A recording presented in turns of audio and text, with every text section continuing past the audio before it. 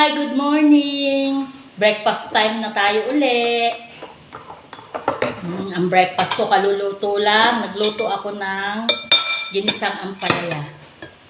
Nilagyan ko siya, binudburan ko siya sa ibabaw ng manghuan para maalat-alat siya. Tapos, meron ditong hotdog, ham, tsaka egg. Siyempre, may Energen chocolate.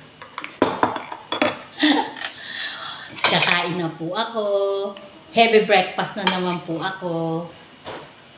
Malaki yata ako ngayon dyan. Kasi masyadong malapit. Yung ampalaya, nilagyan ko ng manghuan. Binudburan ko ng manghuan kasi maalat yun, masarap. Maiba naman. Tapos, yung manghuan, yung ulam ko yan. Sarap yan. Nung araw nga, yung mga piwi, yung ulam ko yan, sa kamatis. Diba? Sarap ulam kasi malat-alat. Kain. Chocolate.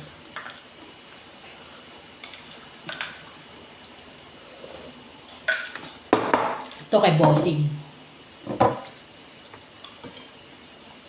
Sarap yung ampalaya kasi kung magluto ako ng ampalaya, walang alat. Ay, walang pait. Hindi siya, pag kinain mo, parang hindi siya ampalaya. Sabi nga nung anak ko, parang baboy daw, lasang baboy.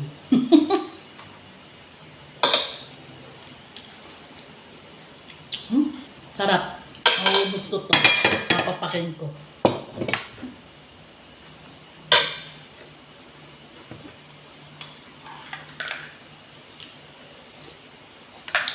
Kain po tayo.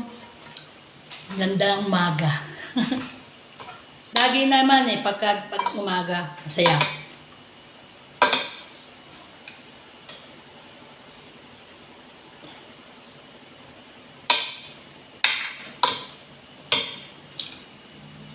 Tulog yung aking apo. Tulog din yung aking anak mo si Bossing.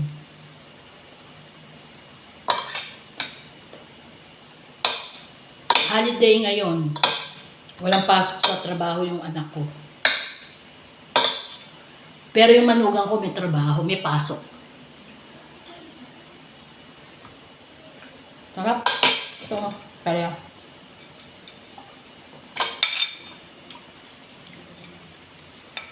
Favorite ng anak ko ang palaya pag ako nagluto kasi walang pait. Kahit ang palaya lang, papapakin ko.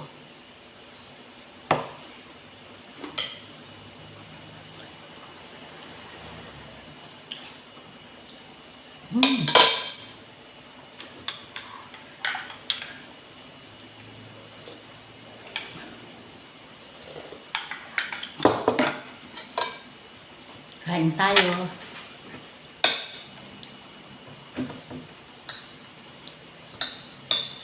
Wala talagang kapait-pait yung ampalaya.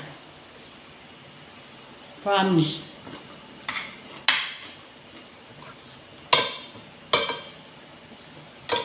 Yung iba nga daw, pag nagluto ng ampalaya, sobrang pait. Ako hindi. Walang pait. Gusto ko.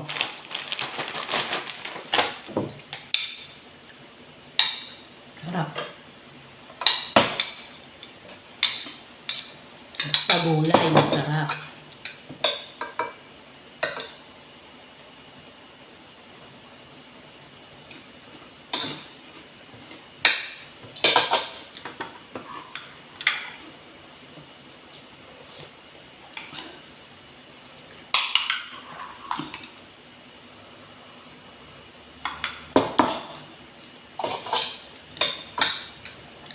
Wala akong kasabay kumain.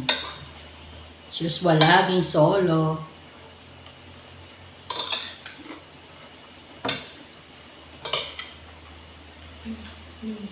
Uy! Yung apo ko, may extra. Uy, sana all. Hindi papapakin yan. Nuulam ko yan. Buksan mo, pengi ako. Mapapakinong apo ko yung maghuwan ako, inuulam ko.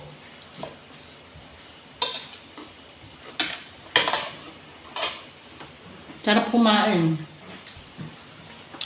Babay na kasi tatapusin ko na uli ito. Nakikita niyo kung paano ako sumubo eh. Nakakaya. Babay na. Bukas na lang ho uli.